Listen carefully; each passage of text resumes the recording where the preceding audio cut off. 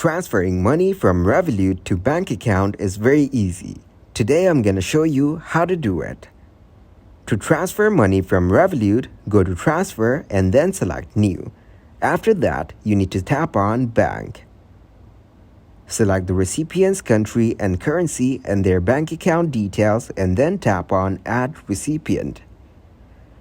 After that, go back to Transfer and tap on the search bar. Here, select Accounts and choose a beneficiary.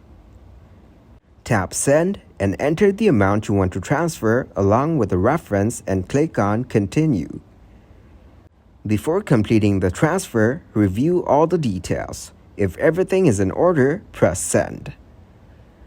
Once it is all done, navigate to the home screen and select your transfer at any time to check the current status.